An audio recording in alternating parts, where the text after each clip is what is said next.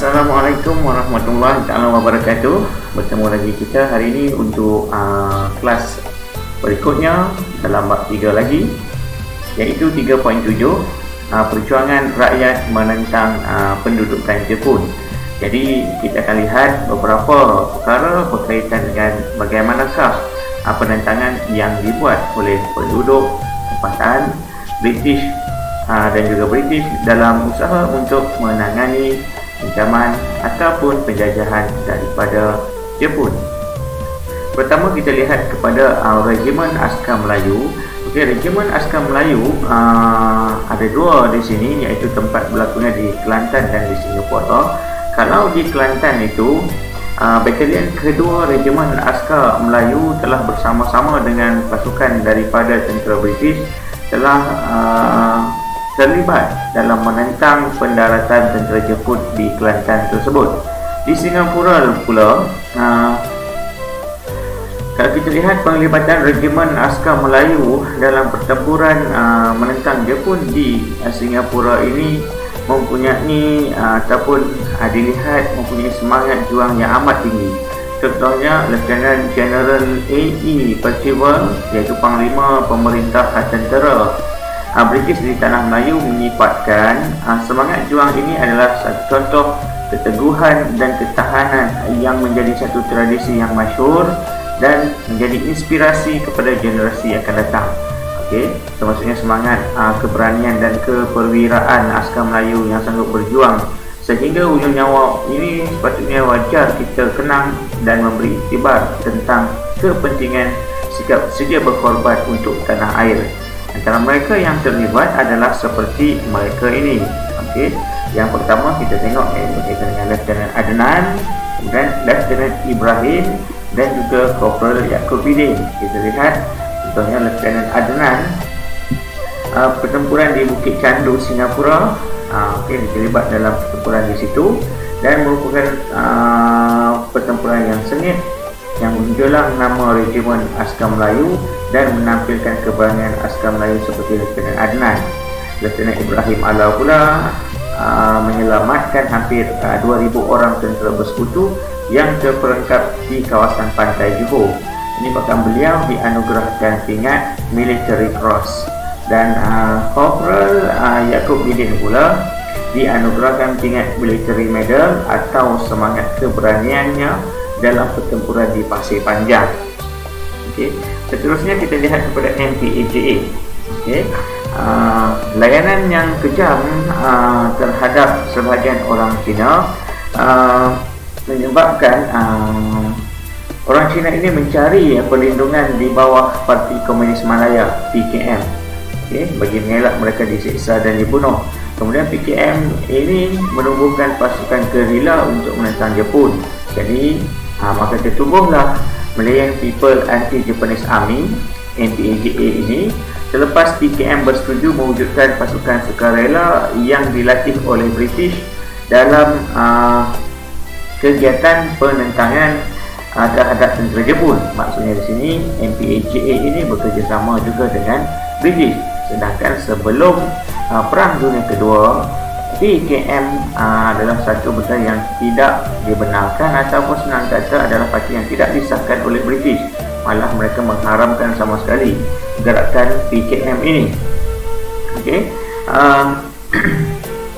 kalau kita lihat seramai 165 orang anggota PKM telah diberikan latihan di sekolah latihan khas di Singapura untuk menjalankan kerja sabotaj dan juga perang gerila terhadap Jepun, dan mereka dihantar ke Tanah Melayu untuk membentuk pasukan gerila yang menjadi asas pembentukan 8 regimen MPAJA tersebut. Okey,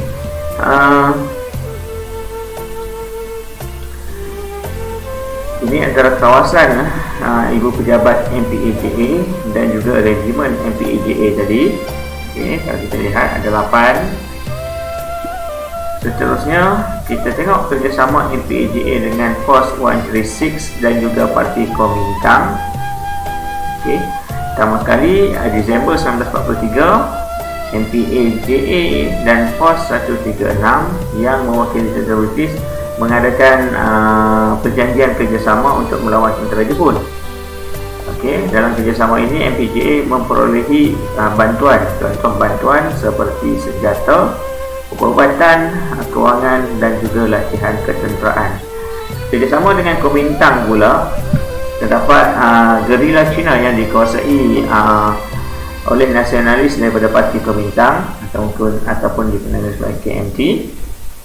Okey, dalam menentang tentera Jepun ini, terutama di kawasan utara Tengah Melayu, di kawasan seperti Hulu Perak dan juga di Kelantan.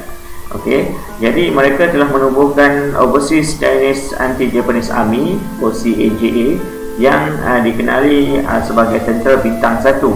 Okey, dan gerila KMT ini bersetuju bekerjasama dengan MPAJA dan PKM menentang tentera Jepun. Okey, so kita tengok pula adalah Force 136. Force 136 ni kalau kita lihat pada latar belakang dahulu. Okey, British telah menubuhkan South East Asia Command ataupun SEAC yang berpusat di Colombo di Sri Lanka tersebut, dan membentuk unit khas yang dikenali sebagai Force 136 pada tahun 1943. Okay. Dan antara anggota 136 ini telah mendapat latihan di India dan juga di Sri Lanka, dan kemudian dihantar ke Tanah Melayu melalui kapal selam atau turut melalui ataupun diturunkan melalui payung terjun, okay, dari kapal terbang, dan menumbuhkan pasukan gerila anti Jepun. Anggota yang terawal Force 136 ini termasuklah Major Tengku Mahmud Mahidin, Lieutenant Tunku Yusuf Tunku Yaakob, Kapten Ibrahim Ismail, dan Lieutenant Tengku Osman Tengku Muhammad Jiwa. Okay. Dan ini antara yang saya sebutkan tadi. Kita lihat di situ Tengku Mahmud Mahidin ini, okay, pemimpin pasukan Melayu Force 136 dan menerima jolokan sebagai Harimau Malaya kerana mengelolakan siaran radio dari India yang diberi nama Suara Harimau Malaya, okay, dan menyeru orang Melayu supaya menentang tentera Jepun dan tali barutnya. Okay.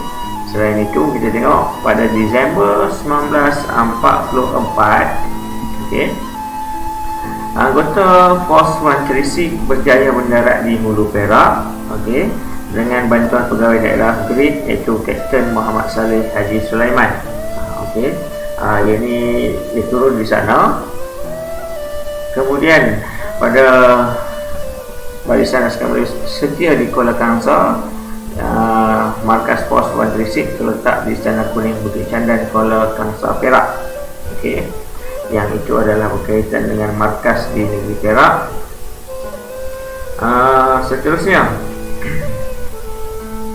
1945, Force 136 ataupun dikenali sebagai Wataniah Pahang, okay, anggota Force 136 berjaya mendarat di Laut Pahang dengan bantuan penolong pegawai daerah laut, iaitu Yuk Mahidin, dan juga gerila Wataniah Pahang telah ditubuhkan di sini.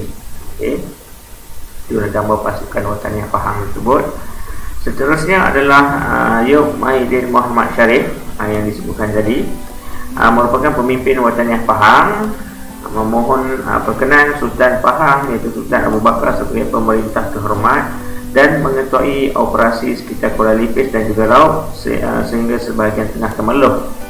Okey, kemudian 1945 pula, okey, Force 136 ataupun gerila Melayu Kedah. Okey, ini anggota ini berjaya turun di kampung Kuala Janin di Kedah, dan dengan bantuan pegawai daerah Kedah dan juga Tunku Abdul Rahman, gerila Melayu Kedah telah dibentuk di sana. Okey, ini adalah gambar berkaitan dengan gerila Melayu Kedah.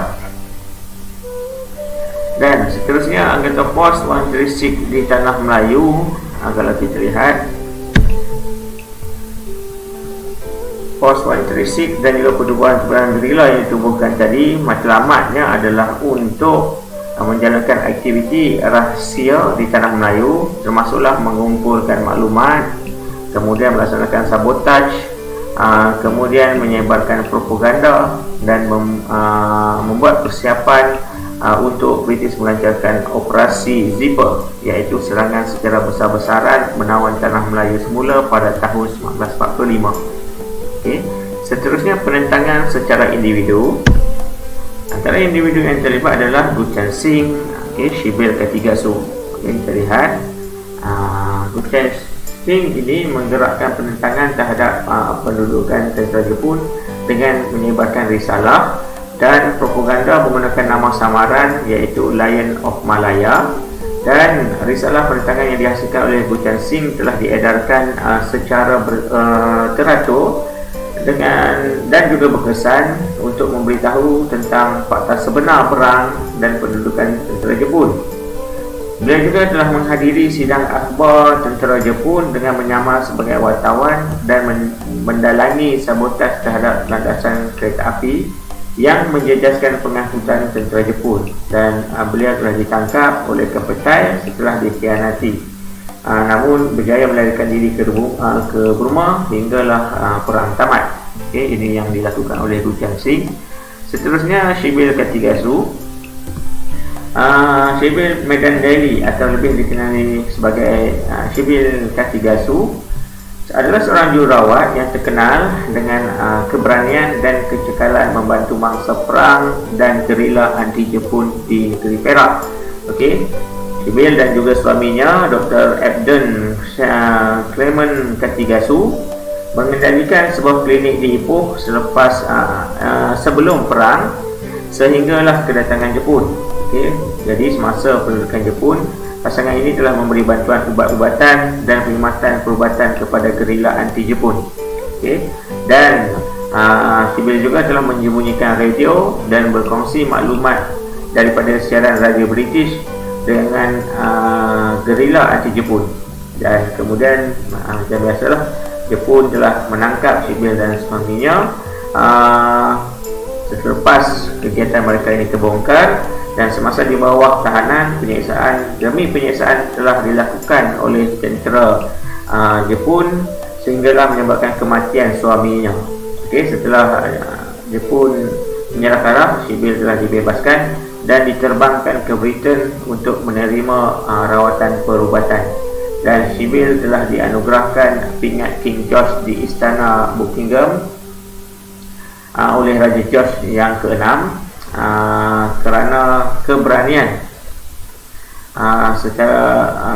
keberaniannya semasa pendudukan Jepun di tanah Melayu. Kita tengok pula gerakan anti-Jepun di Sabah dan juga di Sarawak. Ada dua dekat sini. Kalau di Sarawak dikenali sebagai Operasi Semut, di Sabah dikenali pemberontakan J. Sultan. Ini latar belakang berkaitan dengan Operasi Semut. Operasi Semut ialah siri operasi peninjauan yang dilakukan oleh unit khas Z Australia sebagai sebahagian daripada kempen tentera bersekutu menentang Jepun di Sarawak yang dilaksanakan oleh Jabatan Peninjauan Perkhidmatan Australia dan Australian Service Recognition Department (SRD) untuk mengumpulkan risikan dan melatih orang tempatan melancarkan perang gerila melawan Jepun. Jadi antara yang dilakukan pada Mei 1945, anggota SRD ini mendarat di kawasan tengah dan juga timur laut Sarawak, kemudian mengaturkan penentangan terhadap tentera Jepun dan membuat persediaan bagi pendaratan pasukan bersekutu. Antara anggota ini terdiri daripada Australia, Britain dan juga New Zealand. Rekrut tempatan dikenali sebagai gerila semut. Antaranya diambil daripada orang Kayan, Kenyah, Kelabit dan juga kaum Murut, dan orang Iban daripada Rajang. Kemudiannya menyertai perjuangan dalam SRD ini. Dan kepakaran gerila semut ini penting untuk merancang taktikal perang gerila menentang tentera Jepun, kerana penduduk tempatan lebih mengetahui berkaitan dengan selok-belok bumi Sarawak. Ini antara rekrut dia. kepakaran tentera semut dan kawasan operasi tentera semut itu adalah di kawasan sekitar Bario hingga ke Belait, dan terusan untuk semut 1. Untuk semut 2 adalah sekitar lembangan Sungai Baram, Tutong, Marudi dan Brunei. Semut 3 seluruh lembangan Sungai Rajang, dan keempat adalah Bintulu dan juga Muka. Seterusnya adalah pemberontakan Jesselton. Ini 2 orang tokoh yang terlibat. Pemberontakan ini kalau kita lihat dikenali sebagai pemberontakan Double Team, iaitu penentangan terhadap pendudukan tentera Jepun di Sabah yang diketuai oleh Albert Koch. Pada 1943, kalau kita lihat, kumpulan Albert Koch dikenali sebagai gerila Kinabalu telah melancarkan serangan terhadap pejabat pentadbiran, balai polis dan kemudahan tentera di Raja Jepun, serta membunuh tentera Jepun di Jesselton, Kota Belut, Menggatal dan juga Tuaran. Kemudian antara tindak balas yang Jepun telah laksanakan, melancarkan serangan balas dengan pantas dan juga kejam. Perkampungan di posisi pantai telah diserang dan dibom oleh tentera Jepun. Beratus-ratus orang disoal siasat dan disiksa sehingga mati dalam usaha mencari pemimpin dan anggota pemberontak. Dan pada bulan Disember, Albert Koch telah menyerah diri dengan harapan dapat menamatkan serang balas tentera Jepun terhadap orang awam. Beliau bersama dengan 175 orang lain kemudiannya dihukum bunuh di Petagas, manakala 131 orang lagi telah dipenjarakan di Labuan. Selain itu, dapat juga pasukan gerila anti Jepun yang dipimpin oleh Datuk Mustafa Datuk Harun. Kalau kita lihat apa yang berlaku ini menunjukkan memang perentangan di Jepun ini adalah daripada semua kaum yang berada di tanah Melayu. Itu saja kelas kita pada hari ini. Sekian, kita bertemu lagi pada kelas yang lain.